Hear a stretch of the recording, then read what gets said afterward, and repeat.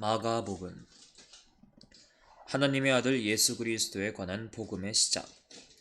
예언자 이사야의 글에 이제 내가 일꾼을 너보다 먼저 보내니 그가 너의 갈 길을 미리 닦아 놓으리라. 광야에서 외치는 자의 소리가 들린다. 너희는 주의 길을 닦고 그의 길을 고르게 하라.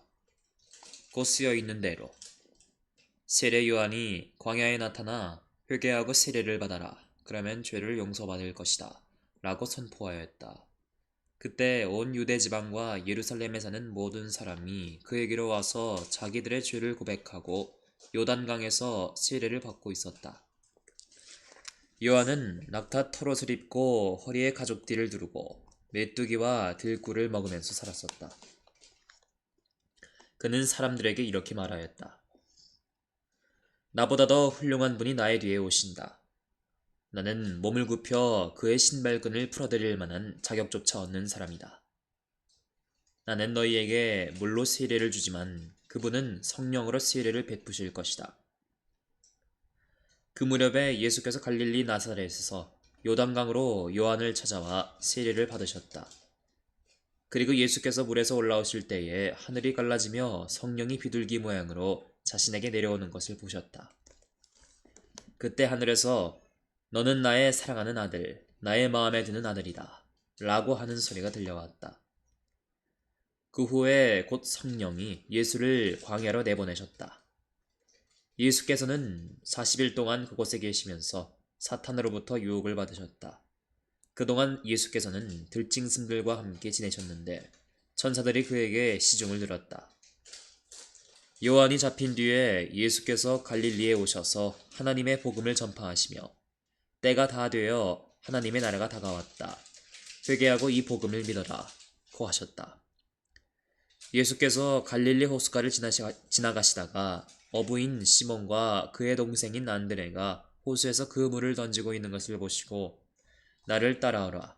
내가 너희를 사람 낚는 어부가 되게 하겠다고 말씀하셨다. 그들은 곧 그물을 버리고 예수를 따라갔다. 예수께서 조금 더 가시다가 세베대의 아들인 야고보와 그의 동생인 요한이 배에서 그물을 손질하고 있는 것을 보시고 부르시자 그들은 아버지인 세베대와 사꾼들을 배에 남겨둔 채 예수를 따라 나섰다. 예수의 일행은 가버나움으로 갔다. 안식일에 예수께서 회당에 들어가 가르치셨는데 사람들은 그 가르치심을 듣고 놀랐다. 그것은 예수의 가르치심이 율법 학자들과는 달리 권위가 있었기 때문이었다. 그때에 더러운 귀신 들린 사람 하나가 회당에 있었다가 큰 소리로 나사렛 예수님, 어찌하여 우리를 간섭하시려 하시는 겁니까? 우리를 없애려고 오셨습니까? 나는 당신이 누구인지 압니다. 당신은 하나님께서 보내신 거룩한 분이십니다. 라고 외쳤다. 그래서 예수께서 입을 다물고 이 사람에게서 나가라 고 꾸짖으시자 더러운 귀신은 그 사람에게 발작을 일으켜 놓고 큰 소리를 지르며 떠나갔다. 이것을 보고 모두들 놀라 이게 어찌 된 일이냐? 이것은 권위 있는 새 가르치심이다. 그의 명령에는 더러운 귀신들도 굴복하는구나 하며 서로 수군거렸다. 예수의 소문은 삽시간에 온 갈릴리와 그 근방에 널리 퍼졌다. 얼마 후에 예수께서 회당에서 나와 야고보와 요한과 함께 시몬과 안드레이의 집으로 들어가셨다. 그런데 그때 시몬과 장모가 열병으로 누워 있었다. 사람들이 이 사정을 예수께 알렸다. 예수께서 그 부인 곁으로 가서 손을 잡아 일으키시자 열이 내렸다. 부인이 그들의 시중을 들었다. 해가 지고 날이 저물었을 때에 사람들이 병자와 귀신 들린 사람들을 모두 예수께로 데려왔으며 온 동네 사람들이 문 밖에 모여들었다. 예수께서는 온갖 병자들을 다 고쳐주시고 많은 귀신을 쫓아내시면서 귀신들에게 내가 한 일은 입 밖에 내지 말라고 당부하셨다. 귀신들이 예수가 누구인가를 알고 있었기 때문이었다. 다음날 새벽 예수께서는 먼동이 트기 전에 일어나 외딴 곳으로 가서 기도하고 계셨다. 그때 시몬과 그 일행이 예수를 찾아다니다가 예수를 만나서 모두들 선생님을 찾고 있습니다. 라고 말하였다. 예수께서는 그들에게 가까운 여러 마을을 찾아가자. 거기에서도 전도를 해야겠다. 나는 이 일을 하러 왔다. 고 말씀하셨다. 예수께서는 갈릴리 지방을 두루 다니시며 여러 회당에서 전도하시며 귀신을 쫓아내셨다. 문둥병자 한 사람이 예수께로 와서 무릎을 꿇고 애원하며 선생님은 하자고만 하시면 저를 깨끗이 고쳐주실 수 있습니다. 라고 말씀드렸다. 예수께서 그를 불쌍히 여겨 그에게 손을 갖다 대시며 내가 그렇게 해주겠다. 깨끗하게 되라. 고 하시자 곧 문둥병 증세가 그에게서 없어지면서 깨끗이 났다. 예수께서 곧 그를 보내시면서 이 일을 아무에게도 말하지 말고 다만 제사장에게로 가서 너의 몸을 보이고 모세가 명령한 대로 예물을 드려 내가 깨끗해진 것을 그들에게 증명하라. 고 엄하게 이르셨다. 그러나 그는 물러가서 이 일을 널리 선전하며 퍼뜨렸다. 때문에 그때부터 예수께서는 공개적으로 동네에 들어가지 못하고 동네에서 떨어진 외딴 곳에 머물러 계셨다. 그래도 사람들은 사방에서 예수께로 모여들었다. 며칠이 지나 예수께서 다시 가버나움으로 가셨다. 예수께서 집에 계신다는 말이 퍼지자 많은 사람들이 모여들어 마침내 문 앞에까지 빈틈없이 들어섰다. 예수께서는 그들에게 하나님의 말씀을 전하고 계셨다. 그때 어떤 중풍 환자를 네 사람이 들고 왔다. 그런데 사람들이 너무 많아서 예수께로 가까이 들어갈 수가 없었다. 그래서 예수가 계신 방 위에 지붕을 벗겨 구멍을 낸 후 중풍 환자를 위에 눕힌 채 예수 앞에 달아내려 보여냈다. 예수께서는 그들의 믿음을 보시고 중풍 환자에게 너는 죄를 용서받았다고 말씀하셨다. 거기에 앉아있던 율법학자 몇 사람이 속으로 이 사람이 어떻게 감히 이런 말을 하여 하나님을 모독하는가? 하나님 외에 누가 죄를 용서할 수 있단 말인가? 고 하며 중얼거렸다. 예수께서 그들의 생각을 알아채시고 이렇게 말씀하셨다. 어찌하여 너희는 그런 생각을 품고 있느냐? 중풍 환자에게 너는 죄를 용서받았다 고 하는 것과 일어나 너의 요를 걷어가지고 걸어가라 고 하는 것 중에 어느 편이 더 쉽겠느냐? 이제 땅에서 죄를 용서하는 권한이 인자에게 있다는 것을 보여주겠다. 그리고 나서 중풍 환자에게 내가 말하는 대로 하라. 일어나 요를 걷어가지고 집으로 가라. 고 말씀하셨다. 중풍 환자가 사람들이 보는 앞에서 벌떡 일어나 곧 요를 걷어가지고 나갔다.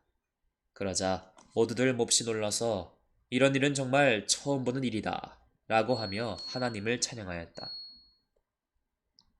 예수께서 다시 호숫가로 나가셨다.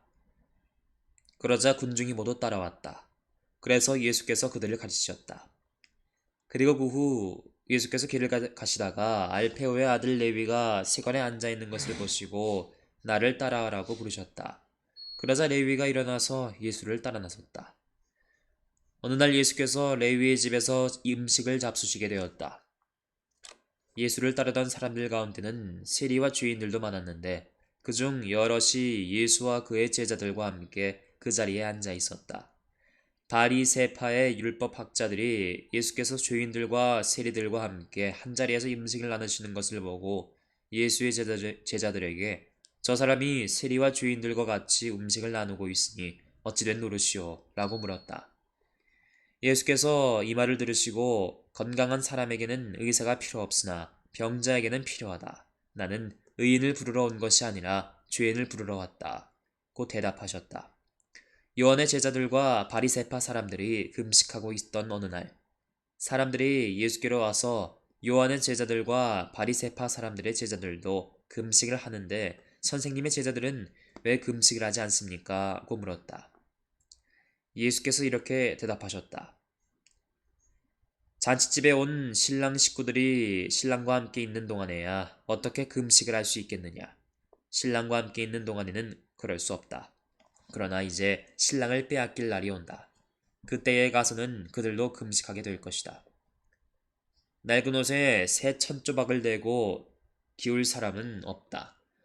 그렇게 하면 낡은 옷이 새 천조각에 캥겨져 찢어지게 된다. 또 낡은 가죽 부대에 새 포도주를 넣는 사람도 없다. 그렇게 하면 새 포도주가 부대를 터뜨려 포도주도 부대도 다 버리게 된다. 새 포도주는 새 부대에 담아야 한다. 어느 안식일에 예수께서 밀밭 사이를 지나가시게 되었다. 그때 함께 가던 제자들이 밀 이삭을 자르기 시작하자 바리새파 사람들이 예수께 보십시오. 왜 저 사람들이 안식일에 해서는 안 될 일을 하고 있습니까? 라고 물었다. 예수께서 다음과 같이 반문하셨다. 너희는 다윗과 그 일행이 먹을 것이 없어서 굶주렸을 때에 다윗이 한 일을 읽어본 적이 없느냐? 아비아달 대제사장 때에 다윗은 하나님의 집에 들어가서 제단에 차려놓은 빵을 먹고 그 일행에게도 주었다. 그 빵은 제사장 밖에는 아무도 먹을 수 없는 빵이 아니었더냐. 예수께서는 이어서 이렇게 말씀하셨다. 안식일이 사람을 위하여 있는 것이지 사람이 안식일을 위하여 있는 것은 아니다. 따라서 인자는 안식일의 주인이다. 안식일이 되어 예수께서 다시 회당에 들어가셨는데 마침 거기에 한쪽 손이 오그라든 사람이 있었다.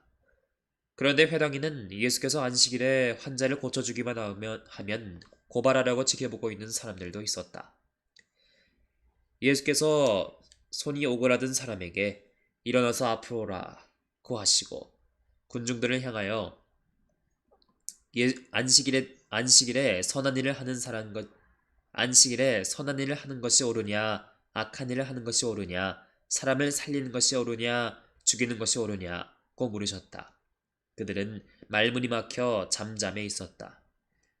예수께서 그들의 마음이 완고한 것을 탄식하시며 녹이 띈 얼굴로 그들을 둘러보시고 나서 손이 오그라든 사람에게 손을 펴라고 말씀하셨다.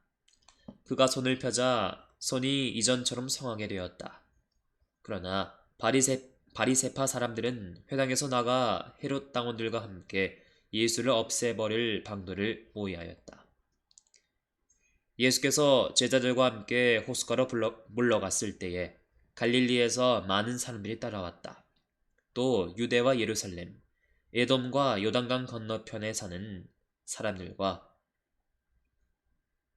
두로와 시돈 근방에서 사는 사람들까지도 예수께서 하시는 일을 전해 듣고 많이 몰려왔다. 예수께서는 혼잡을 피하시려고 제자들에게 작은 배 한 척을 준비하라고 이르시었다. 예수께서 많은 사람들을 고쳐주셨으므로 병으로 고생하는 사람들이 이를 앞을 다투어 예수를 맞으려고 밀려들었던 것이다. 더러운 귀신들이 예수를 보기만 하면 그 앞에 엎드려 당신은 하나님의 아들이십니다 라고 소리질렀다. 예수께서는 그들에게 자신을 남에게 알리지 말라고 엄하게 명령하셨다. 예수께서 산에 올라가 마음에 두셨던 사람들을 부르셨다. 그들이 예수께로 다가왔을 때에 예수께서 그들 중에 12사람을 뽑아 사도로 삼으시고 자기 곁에 있게 하셨다.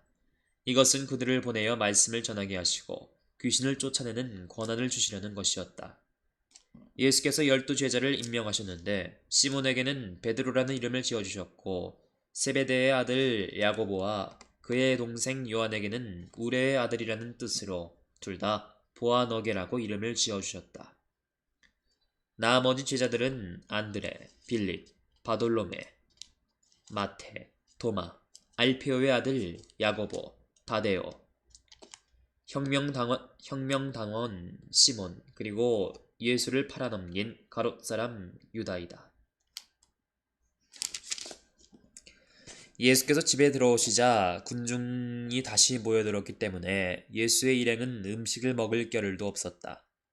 예수의 친척들은 예수가 미쳤다는 소문을 듣고 예수를 붙들려 나섰다. 예루살렘에서 내려온 율법학자들도 예수가 바알세불에게 사로잡혔다느니 또 귀신의 두목에 힘을 빌어 귀신을 쫓아낸다느니 하고 떠들었다. 그래서 예수께서는 그들을 불러다 놓고 비유로 말씀하셨다. 사탄이 어떻게 사탄을 쫓아낼 수 있겠느냐? 한 나라가 갈라져 서로 싸우면 그 나라는 제대로 설 수 없다. 또 한 가정이 갈라져 싸우면 그 가정도 버텨나갈 수 없다. 만일 사탄의 나라가 내란으로 갈라진다면 그 나라는 지탱하지 못하고 망하게 될 것이다. 누구든지 힘센 사람의 집에 들어가서 그의 집에 세간을 털어가려면 먼저 그 힘센 사람을 묶어 놓아야 하지 않겠느냐. 그래야 그 집 세간을 털어갈 수 있을 것이다. 나는 분명히 말한다. 사람들이 어떤 죄를 짓든지 입으로 어떤 욕설을 하든지 그것은 다 용서받을 수 있으나 성령을 모독하는 사람은 영원히 용서받지 못할 것이며 그 죄는 영원히 벗어날 길이 없을 것이다. 이런 말씀을 하신 것은 사람들이 예수가 더러운 귀신에 들렸다고 비방했기 때문이었다. 그때 예수의 어머니와 형제들이 밖에 와서 예수를 불러달라고 사람을 들여보냈다. 둘러앉았던 군중이 예수께 선생님의 어머님과 형제분들이 밖에서 찾으십니다. 라고 말하였다. 예수께서는 누가 나의 어머니이며 나의 형제들이냐고 반문하시며 둘러앉은 사람들을 돌아보시며 바로 이 사람들이 나의 어머니이며 나의 형제들이다. 하느님의 뜻을 향하는 사람이 곧 나의 형제요, 자매요, 어머니이다. 라고 말씀하셨다. 예수께서 다시 호숫가에서 가르치셨다. 군중이 너무나 많이 모여들었기 때문에 예수께서는 배를 타고 그 안에 앉으신 다음 배를 물 위에 띄웠다. 군중은 모두 호숫가에 그대로 서 있었다.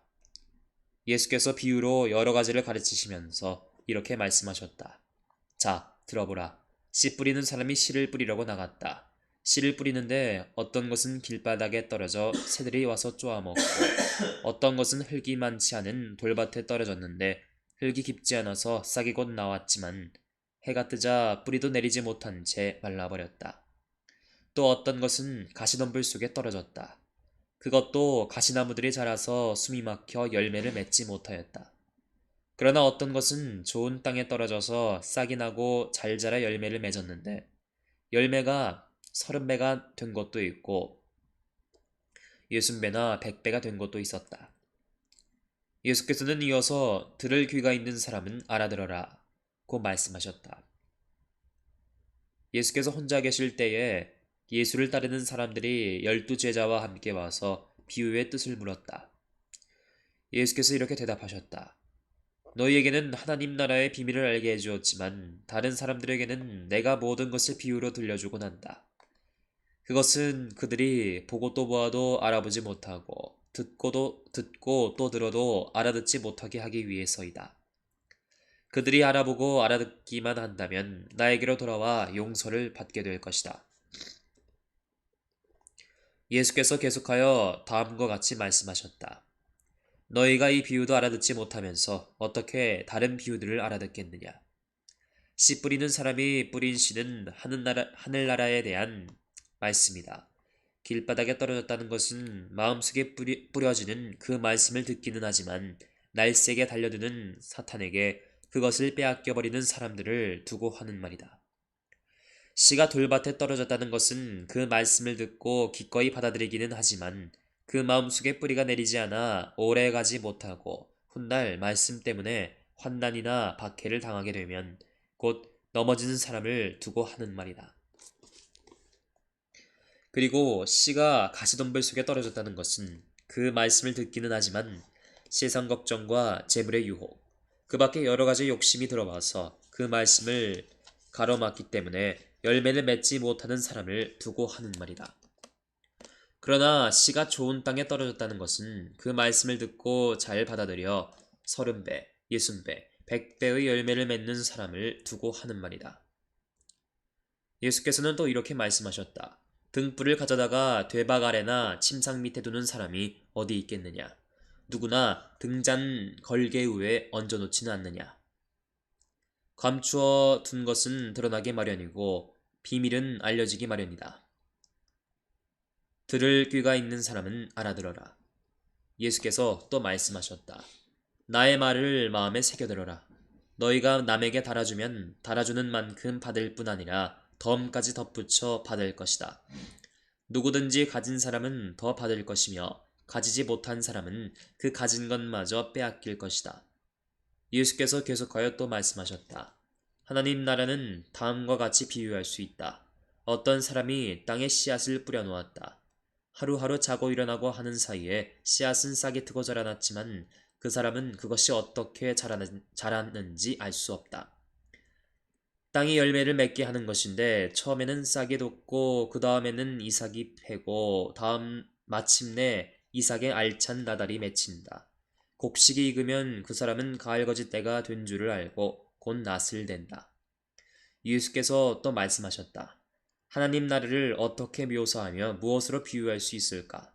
그것은 겨자씨 한 알과 같다.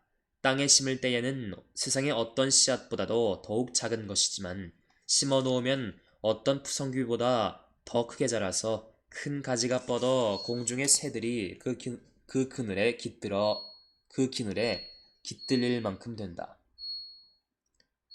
예수께서는 그들이 알아들을 수 있을 정도로 이와 같은 여러 가지 비유로 말씀을 전하셨다.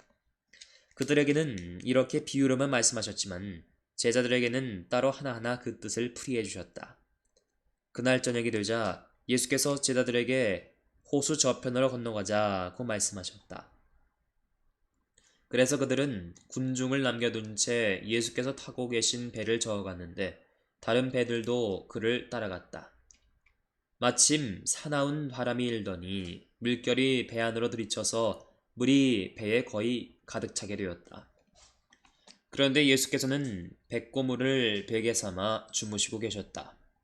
제자들이 예수를 깨우며 선생님, 저희가 죽게 되었는데도 돌보시지 않습니까? 라고 부르짖었다. 예수께서 일어나 바람을 꾸짖으시며 바다를 향하여 고요하고 잠잠해져라 고 호통을 치자 바람이 그치고 바다가 잔잔해졌다. 그렇게 하고 나서 예수께서 그들에게 왜 그렇게들 겁이 많으냐? 아직도 믿음이 없느냐? 고 책망하셨다. 그들은 두려움에 사로잡혀 도대체 이분이 누구인데 바람과 바다까지 복종할까? 고 하며 서로 수군거렸다. 그들은 호수 건너편 거라사지방에 이르렀다. 예수께서 배에 내리셨을 때 더러운 귀신 들린 사람 하나가 무덤 사이에서 나오다가 예수를 만나게 되었다. 그는 무덤에서 살았는데 이제는 아무도 그를 쇠사슬로도 메어둘 수 없었다. 여러 번 쇠고랑을 채우고 쇠사슬로 묶여두었지만 그는 번번이 쇠사슬을 끊고 쇠고랑도 마사버려 아무도 그를 휘어잡지 못하였다.